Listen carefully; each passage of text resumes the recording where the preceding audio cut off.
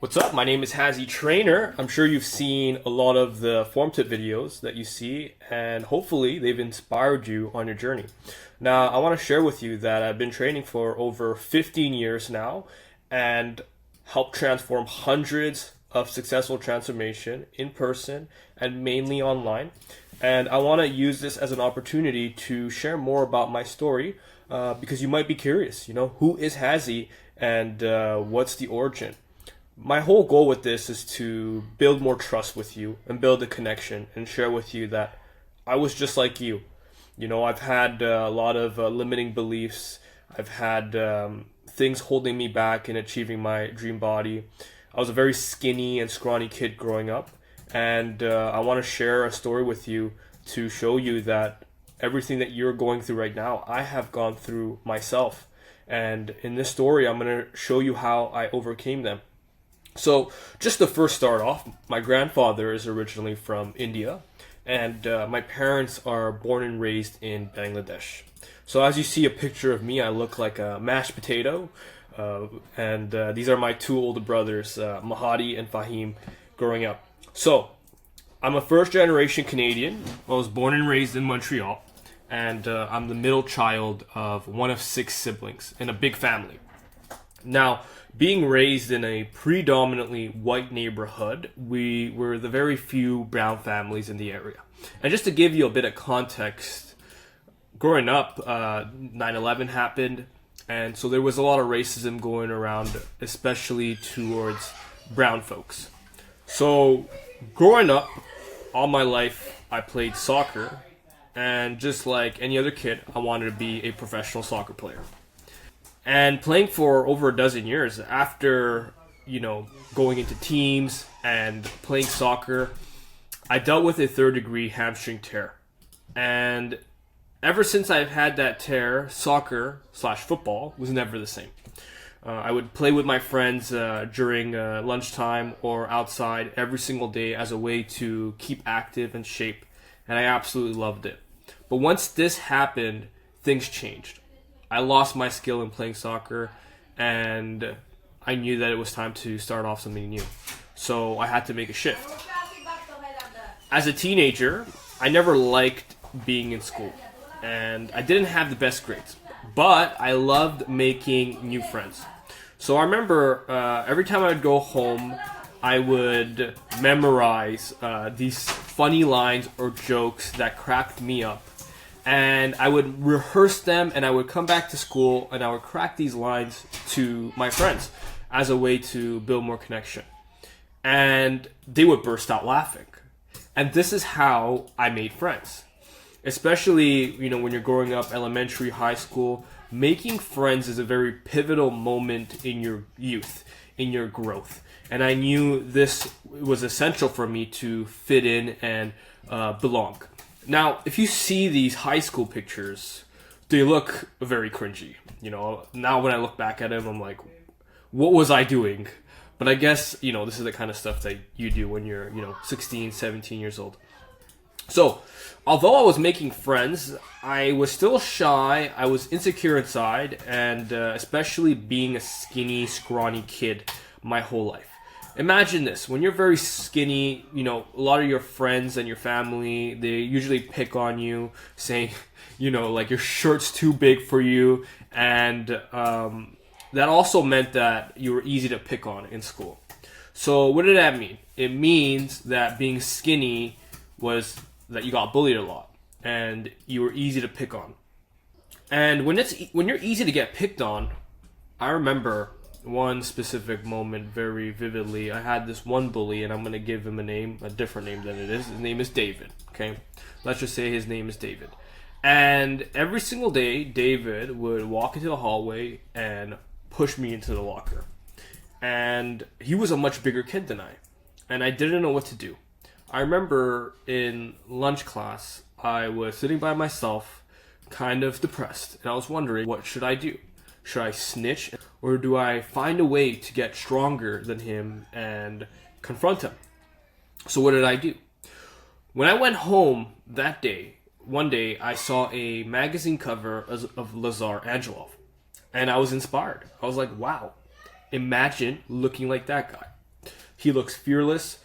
He looks like someone, that is respected, that no one would pick on.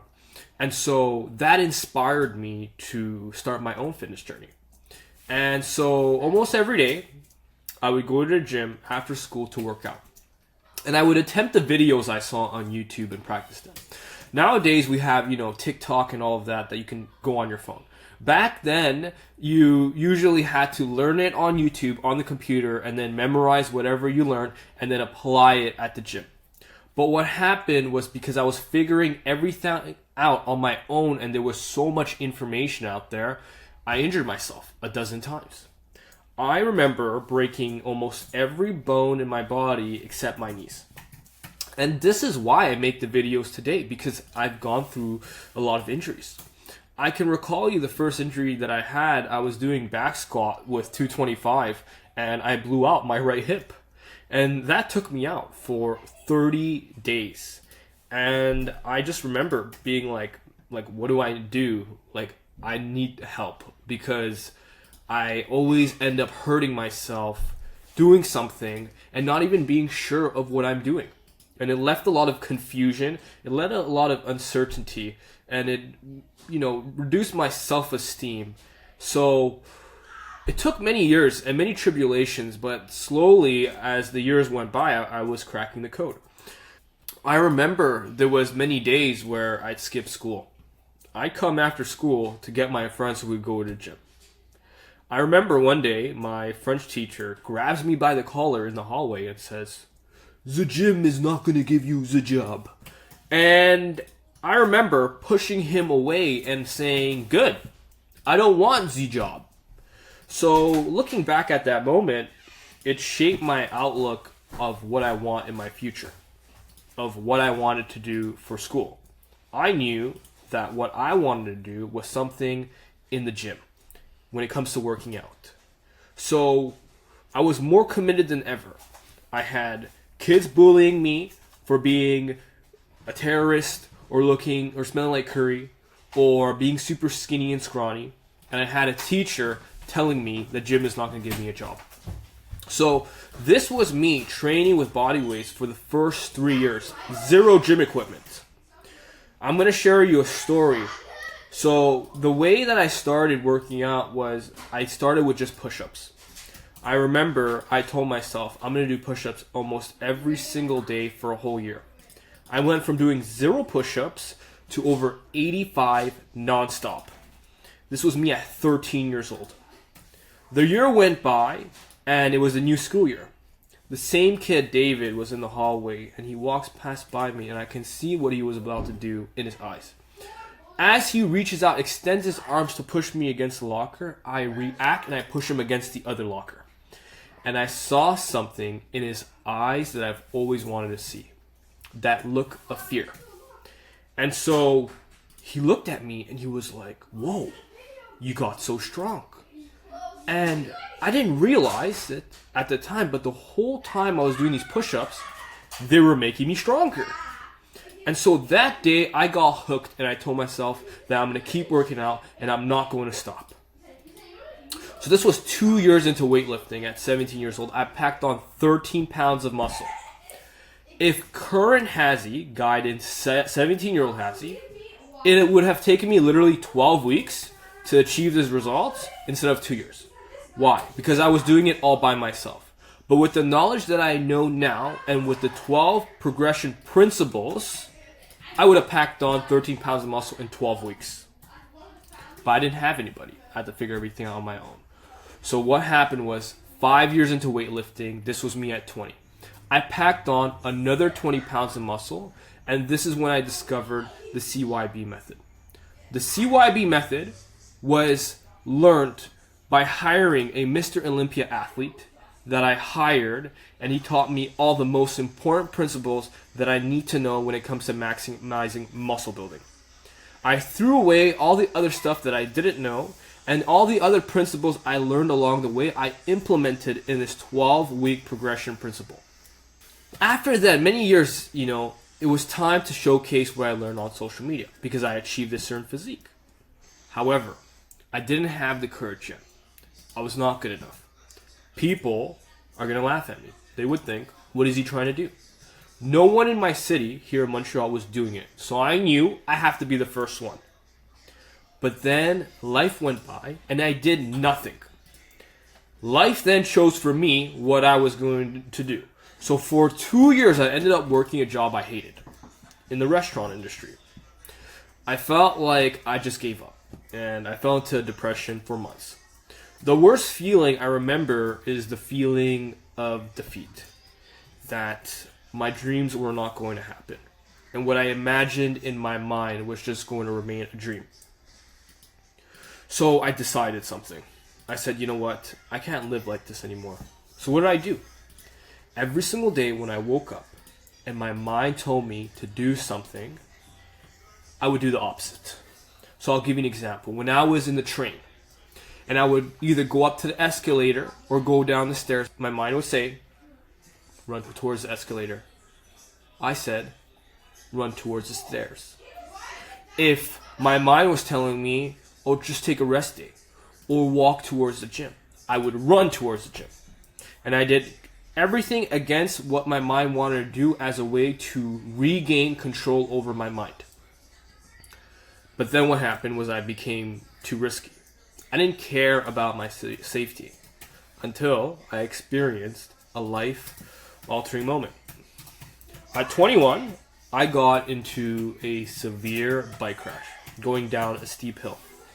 And I hit into a car. That day, I almost lost my life. I remember completely the rear end of the car was destroyed because I smashed into it. My whole bike was totaled, but thankfully, I only broke my leg.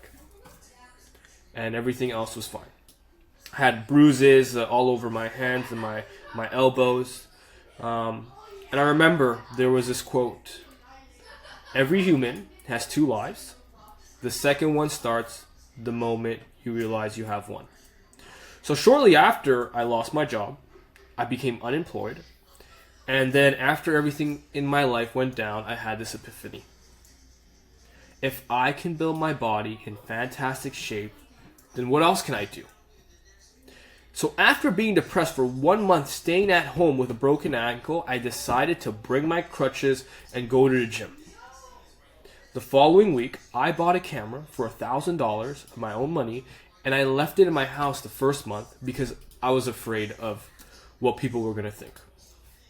Eventually, I built the courage to bring it to the gym, and April 2019, I posted my first YouTube video. The video wasn't so good, it was pretty trash, but it gave the initial spark it needed to build the momentum. And so I started posting consistently for 6 months, and it didn't work. I would talk about my injuries, my experience with training, the principles that I was learning, and I was committed to trying. I remember posting my videos on a bunch of Facebook pages. I would recommend it to my friends. I would have my brothers recommend it to their friends so that they can subscribe, they can watch it, because I wanted this to work. And I was willing to do anything I could to find a way to make it work. Then short form videos rolled out on social media. And for the next 5 years, I committed to posting every single day. The first month of posting TikTok almost every day, I got my first million video. And once I got that, I got hooked. I knew there was something there. And I stayed committed every single day. Tell you something. While I was having all of this, I was having a lot of limiting beliefs. I was having a lot of doubt in myself of if it was going to work. But one thing was this, my drive and my dream to want to build this had to be bigger than my fears and my doubts. And this is what allowed me to push through and keep building the momentum. Now today, I've amassed over 3 million followers and generated over 1 billion views. Now, you're probably wondering, how in the world did that happen? Because every single step of my journey, I asked for help. When I needed help with changing my body and getting the physique that I wanted, I went to ask for help with a Mr. Olympia athlete. Once I nailed down my training, then when it came to social media, I knew I couldn't do it by myself. So I remember the first day when I met my mentor, I exchanged numbers with him because he saw that I worked out and I did a pretty good job. And then when I saw his background and what he did, he had a following on YouTube. And I said, wait a minute. If I can help this guy build his body, in return, he can help me build my first YouTube video. Now, he didn't help me build my first YouTube video, but he gave me the spark and the belief that if he can do it, so can I. And so today, I've generated so many views because I asked for help. I can tell you this. If I didn't ask for help, I would not be where I am today. And one thing I remember when I was 14 years old was there was one day I was working out and I said, Hazzy, your transformation is going to be bigger than anything you can imagine. And today, I've helped hundreds of driven men transform their bodies as well and permanently change their lives.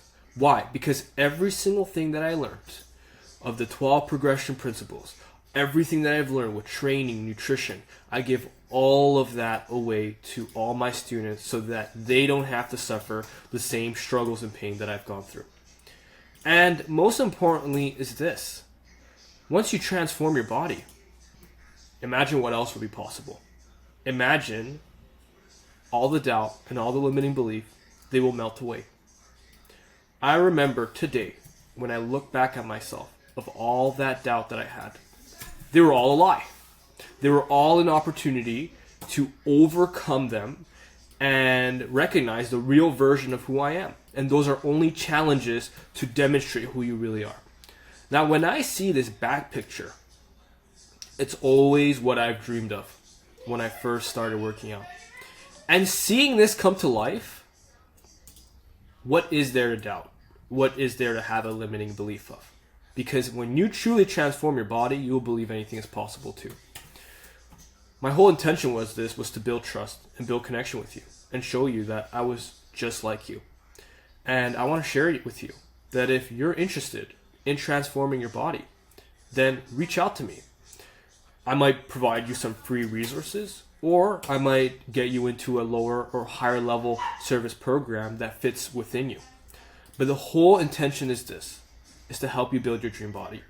And when you can build your dream body, I promise you this, anything else moving onwards will become extremely possible. So if you got this far, I really appreciate you listening.